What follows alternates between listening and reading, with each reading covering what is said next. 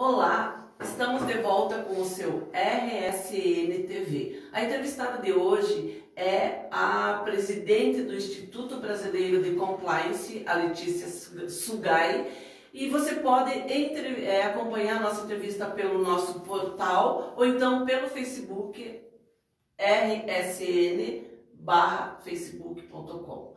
Bem, Letícia, é um prazer recebê-la aqui. Obrigada, eu que agradeço pelo convite. Me diz uma coisa, o que é compliance? É um termo que é muito ouvido hoje, né? Quando se fala em corrupção, quer seja na política, quer seja no setor econômico. Traduza pra gente o que é. Tá, eu gosto de fazer essa definição não com a tradução literal da palavra, porque é um termo em inglês, né? Mas eu gosto primeiro de conceituar para as pessoas entenderem que é basicamente fazer a coisa certa, mesmo que ninguém esteja vendo.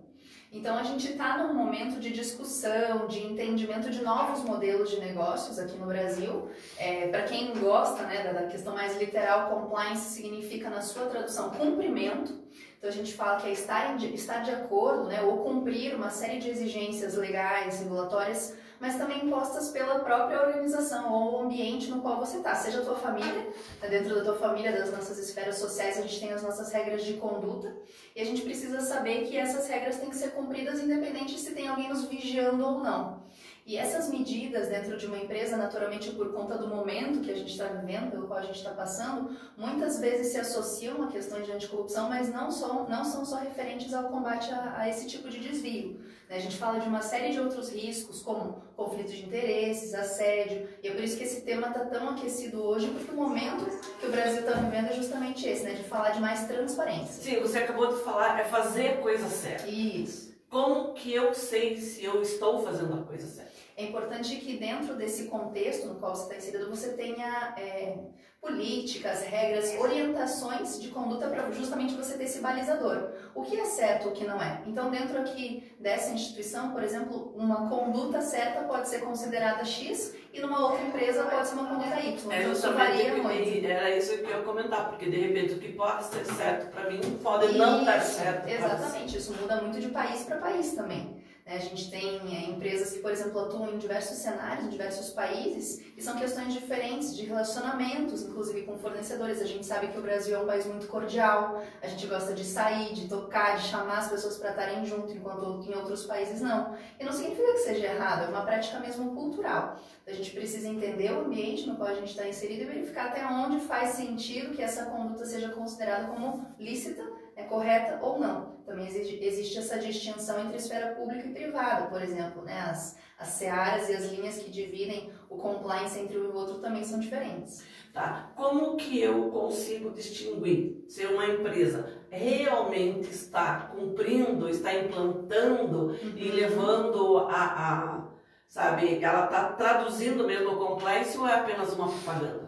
Sim, é muito importante. Porque é uma palavra que está na moda, a gente pode dizer isso. E tem sido muito exigida até nas relações comerciais, né? É uma tendência, cada vez mais as empresas e as pessoas no mercado estão se disseminando, se contaminando positivamente por essa iniciativa. Eu digo assim, no momento em que você atinge uma maturidade cultural de compliance, ou seja, que você confia nos seus funcionários que eles estão fazendo a coisa certa sem você estar vendo, é porque esse mecanismo está funcionando.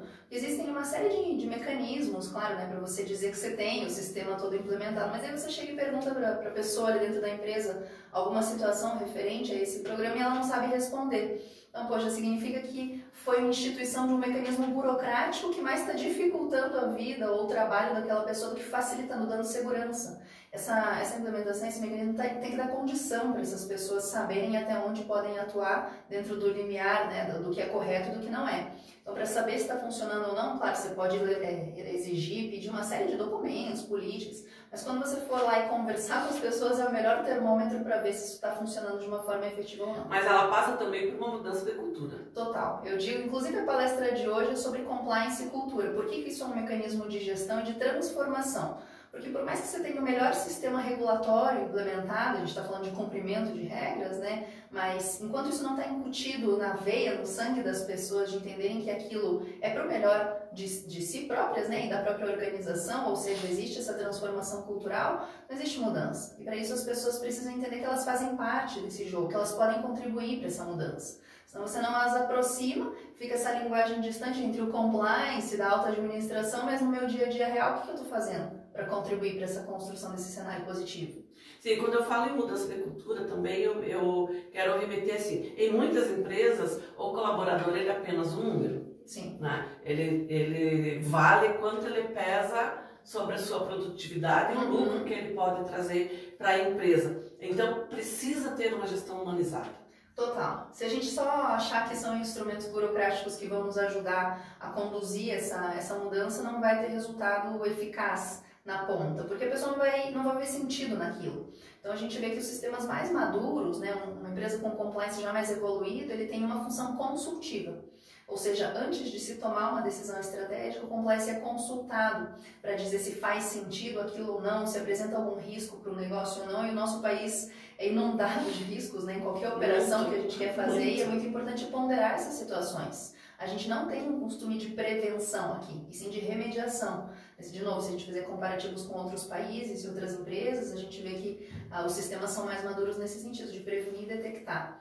Então não adianta eu chegar aqui para você e falar, Cris, pega esse documento, leia assim e diz que agora você vai cumprir essas regras. Se isso não reverbera em você, se não faz sentido para você, então é importante que você participe dessa construção. Nossa, muito bacana. O teu instituto, ele trabalha como? Sim, o Instituto é uma iniciativa sem fins lucrativos. A nossa grande missão é levar a mensagem do compliance no nosso estado aqui do Paraná, através de capacitações, eventos, desenvolvimento dos profissionais que querem entrar nessa área ou já estão atuando com isso, e a gente está agora nessa mudança de diretoria, né, recém assumir a presidência do Instituto, com um planejamento bem agressivo, porque a gente vê que falta um pouco no mercado espaço para essas pessoas se capacitarem. Então, elas têm o conhecimento acadêmico e elas querem aplicar naturalmente isso na prática. Então, a gente está estruturando de uma forma também para que o Instituto seja um grande facilitador desses matches, desses relacionamentos entre as empresas que precisam e que querem esses profissionais e quem está querendo efetivamente contribuir para o mercado, mas num grande sentido de capacidade, promover networking, trazer conteúdo qualificado para quem quer ter acesso a isso e um disseminador da mensagem do compliance que às vezes como empresa a gente não consegue fazer, né? Bacana. Me diz uma coisa, hoje você está em Guarapuava para uma palestra que está sendo promovida pela FM Talk, né? A Fernandinha Neto aqui, prazer. E eu quero registrar também, antes dela falar sobre a palestra, a presença do Emiliano. O Emiliano Gomes é o secretário de Indústria e Comércio de Irati, foi vereador, é um político bem atuante, uma liderança nova e que, obrigada, está nos dando a honra da sua visita hoje aqui no portal RSN. Mas voltando à minha pergunta, o que você vai trazer de informações para o Guarapavão que for a partir das 20 horas no auditório do Sindicato Rural? Então hoje o tema da nossa conversa é um pouco sobre como implementar, quais são as vantagens disso e qual é a relação do compliance efetivamente com a mudança cultural. Por que faz sentido que hoje a gente esteja falando disso e comece a pensar nisso, né? Em cada uma das organizações que estiverem ali. Eu não sei mais ou menos como vai ser o público, mas eu preparei um material inclusive voltado para o compliance público, no setor público. Quais são as particularidades, porque a gente fala muito disso para as empresas. Mas isso é aplicável a qualquer um dos três setores. Inclusive, a gente tem ONGs que são atendidas. Porque o governo do Paraná fala bastante, né? Está implantando e tudo mais. Mas ele vale também para organizações não governamentais. Primeiro, segundo e terceiro setor, né? Não precisa de distinção de rótulo para a gente ter condutas íntegras e se prevenir de riscos que possam vir a se materializar, porque cada negócio tem os seus. Então, eu vou fazer esse apanhado geral sobre como começar a ter algumas iniciativas. Eu vou trazer cases, dúvidas reais, que inclusive são do meu dia a dia, para a gente discutir, ver juntos ali qual seria a solução encontrada. E no final, eu vou falar um pouquinho do movimento que foi criado, né, das camisetas. Pois é, eu ia perguntar justamente para vocês sobre o movimento. Pode explicar o que Sim, claro. Quando a gente fala então dessa implementação, e eu defendo muito esse lado da cultura, porque tem existido uma migração muito grande, é natural por conta da nossa lei anticorrupção, né, do ramo jurídico do compliance. São muitos advogados e a visão às vezes acaba se restringindo a algo jurídico, regulatório. E a gente está falando de algo maior que é cultural.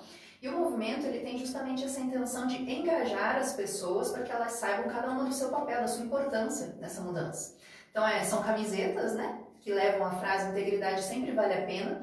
E a partir do momento em que você veste essa mensagem no peito, você também tem que vestir na vida. Então os holofotes se viram para você, as pessoas passam a te cobrar dessas atitudes. E assim a gente vai disseminando num grande ciclo virtuoso, contaminando as pessoas para refletirem nas suas pequenas e nas grandes atitudes, porque compliance nas empresas a gente fala sobre grandes riscos, entre aspas, né, corrupção, não? Sim. Mas isso é materializado com base nas condutas diárias. A gente também tem que refletir a respeito disso. E essas camisetas são vendidas, né?